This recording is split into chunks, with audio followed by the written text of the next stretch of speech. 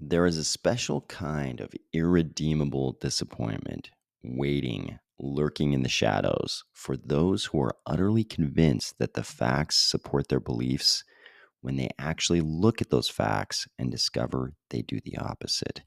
While comparing a hypothesis to data has always been a part of the scientific method that you learned in seventh grade biology class, it is not featured as a central component in the formation of crypto narratives.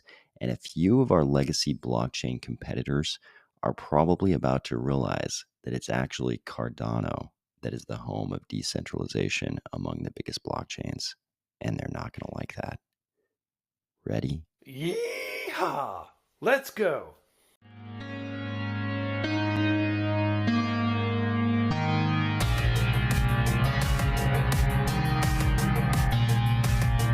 Today, we are going to discuss the shockingly low minimum attack vectors we are currently seeing in Bitcoin and Ethereum. Not just Ethereum 1.0, which was proof of work, but also Ethereum proof of stake on the Beacon chain. Guys, it feels really good to be the kings of large cap decentralization. We're also going to talk about the Lummis-Gillibrand comprehensive crypto bill that is coming out today.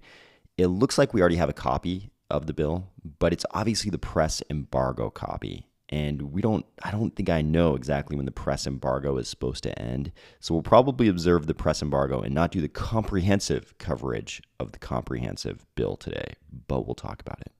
If this statue reminded you a little too much of the power, glory, virility, and child avoidance of your bachelor days, or if you're finding value in this podcast each weekday, please consider delegating to the Army of Spies stake pool. That's ticker AOS. And we've just had two amazing epics. The most recent epic, we were supposed to mint 10.1 blocks. We minted 17. The previous epic, we were supposed to mint 10.3. We minted 13. Those are pretty amazing luck factors for those two epics. We've gone through a great period here. Well, here it is, guys. We in the Cardano community are currently on the beneficiary end of a huge information asymmetry. It's bizarre because the data is out there, the information is out there, but it doesn't fit the current narratives in the blockchain space. So people aren't really looking at the data, or they're not accepting the data, or there's some kind of cognitive dissonance about the data. But it happens to pertain to something that is not just important, but probably the most important thing in the crypto space, the very most important thing in the blockchain space. Lieberlion lays it bare here in this two-post thread. The minimum attack vector in Bitcoin is currently 3. What is the minimum attack vector? This is the number of different independent parties you would have to control in order to control more than 50% of the blockchain's validation power. In the case of a proof of work blockchain, that's hash power. Here we can see, if we look at this pie chart right here, we can see it's just 3 parties, Foundry USA, Antpool, and Poolin. They make up more than 50%. To be exact, that's 51.9%. Just 3 mining pools. 3 mining pools make up over 51%, almost 52% of the hash power on the Bitcoin network. But you don't even have to take Lieberlion's word for it. You can come right here to explorer.btc.com/BTC and see the exact same pie chart. If we travel just a little bit further on this pie chart and go out to the top 6 pools, we find that the top 6 mining pools in Bitcoin control 78.13% of the hash power. It's almost all of it. Six mining pools control 78% of the hash power on the Bitcoin network. Does that sound like the kind of decentralization Satoshi had in mind? Meanwhile, if we come back here to Lieberlion's post, we can look at the minimum attack vector in Cardano. And it's always kind of hovering in this range in the 20s or 30s. That's a huge difference when you compare it to the 3 in Bitcoin. I know what you're thinking. Surely the case must be much better in Ethereum. There's a lot of developers over there, a lot of researchers, a lot of people thinking about cryptocurrencies and blockchain technology purely for the benefit of Ethereum. just to progress the state of the art of Ethereum. Surely things must be better over there, especially given that they're theoretically going to execute on the merge this year, where they'll move from proof of work to proof of stake. If you're completely changing your consensus protocol, surely you figured out a way to achieve much better decentralization. Not the case, as pointed out in this great thread by SoBizR. He says Ethereum's MAV has shrunk to just 3, with 55% of stake held by Lido, Coinbase, and Kraken. And you can see it in this chart right here. Lido has 32.45%. Coinbase has another 14 and change. Kraken has 8.76. That is 55.24% in Lido, Coinbase, and Kraken. This is on the Beacon chain. This is the chain that's already proof of stake.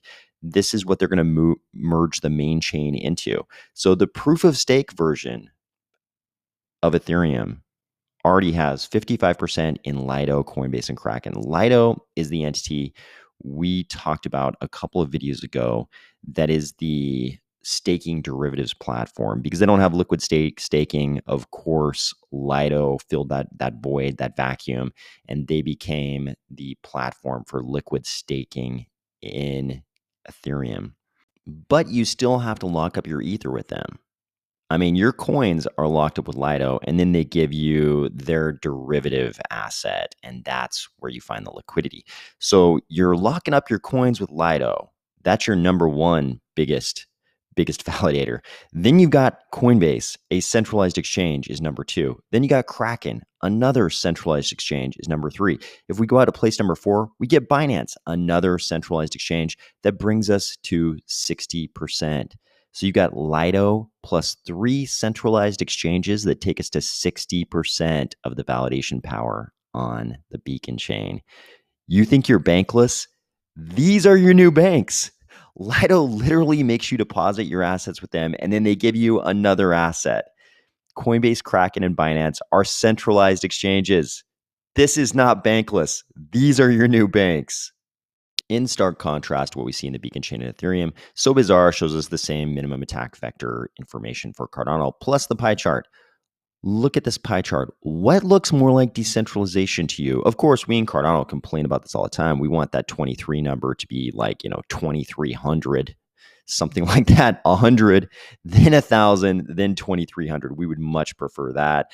But 23 looks a lot more like decentralization than 3, which is the case of our 2 biggest large cap competitors, the 2 big legacy blockchains, the mainline mainstream blockchains. They're at 3. That's not decentralization. That's not bankless. Those are your new banks. And people got confused in the comments of this thread. Some non-Cardano people were like, what about this single pool operators entity? That one looks pretty big. This, of course, everybody in Cardano already knows. This is just a categorization of all the single pool operators. This is a whole bunch of independent operators. I don't know how you can make it any more clear than just calling it single pool operators, but people who aren't Cardano people seem to still get confused by this and think that this is one gigantic stake pool operator somehow with 22% of the network. Not the case. This is many, many, many single pool operators. What we're already seeing is that big, pretty mainstream crypto personalities, some of whom you might recognize from the Uncommon Core podcast we looked at the other day, are already finding it hard to not criticize what's coming with Ethereum proof of stake. Here we see this comment. It's years later and Beacon Chain still isn't merged. No in-protocol delegation has led to Lido controlling 35% of the stake and 100% of the derivatives. And no one can self-stake because the minimum is 32 ETH. Just stating facts there. These aren't even opinions. These are just straight facts. The ETH2 developers set out to prevent delegation altogether by not supporting it on the protocol layer, but they underestimated how much users would demand this feature. In my opinion, this was short-sighted and wrong, but we have to live with their decisions now. This was a big part of my rationale for choosing, or I should say it was a substantial component in my rationale for choosing Cardano over Ethereum all those years ago. When I looked at Ethereum's plans for proof of stake and saw that they were stake pool custodial, the stake pool would retain possession of your coin, of your assets. You would have to deposit your assets with the stake pool. unless you had this 32 ETH, which the vast majority of people are never, ever going to have. But for the vast majority of people, you had to actually deposit your assets with a third party. Immediately, to me, that sort of violated the ethos that, up to that point had been pretty prevalent in crypto, that self-custody of your assets was one of the cornerstones of cryptocurrencies. When I saw that Ethereum was going to this plan of non-self-custody for the vast majority of people, immediately I was like, okay, this is a fatal flaw. This is a cornerstone of their proof of stake system. They need it for slashing. This is going to create ripple effect problems we can't even predict right now. The crazy part is that we've already seen the obvious, most predictable impacts of this Ethereum policy of omitting self-custody in their staking system. One of the first things you worry about when you give up custody of an important asset to someone else, if that asset is something that can be lost, the first thing you worry about is, are they going to lose my asset? And that's why there's always this necessary component of trust that we've tried to get rid of in crypto. In crypto, we're trying to get rid of the need to trust third parties with things like custody. We already saw this is an obvious and predictable problem. We've already seen that manifest in Ethereum proof of stake. Last year, a large stake pool already lost the keys to their customers' assets. That was a manifestation of the obvious and predictable problems with lack of self-custody in crypto staking. Now we're starting to see the development of these more subtle problems from this decision that's characterized here as short-sighted and wrong. But this must have been, it must have informed the decision of those early designers of the Ethereum proof of stake system. It must have informed their decision that they were assuming there wouldn't be this much demand for liquid staking. I can't imagine that they said, "Oh, we're going to do this. We're going to omit self-custody, and there's still going to be this immense demand for liquid self-staking to the extent that a liquid staking derivative platform is going to rise up and immediately take 1/3 of the stake." That can't have been something they envisioned. Cardano had the foresight not to make this miscalculation years ago. They remembered a big part of the ethos of crypto is self-custody of your assets. Ethereum chose to omit self-custody because they chose slashing, and you can't really have slashing if you have self-custody. But Cardano was thinking long-term, and they're staying a little bit more true to the ethos of crypto. They preserved that self-custody, and now they're not suffering these ripple effects that Ethereum is seeing emerge just now. And look, it's fair to say we don't know what the future holds for Cardano's minimum attack vector and Cardano decentralization in general. It could be that as Cardano becomes more and more of a mainstream blockchain, as we get more and more attention from normal users who are more likely to do things like keeping their assets on Coinbase, it's very possible that we see our minimum attack vector drop as well. But for now, currently, we can say that among the large cap blockchains, among the very biggest blockchains, we are the kings of decentralization. Decentralization is always an important topic in the blockchain space. But the actual big news is going to come out today is this. Here's Senator Lummis of Wyoming saying, "We've been teasing it for months, but the time is almost here. A proposal to fully integrate digital assets into our financial system. Excited to finally unveil this effort next week. Stay tuned." This was her last week. And we kind of knew that the 7th was the day that they were going to unveil their big comprehensive cryptocurrency bill. We didn't really know anything about it. We just knew that Senators Lummis and Gillibrand had gotten together and they were trying to finally create some regulatory clarity for all of us in the crypto space.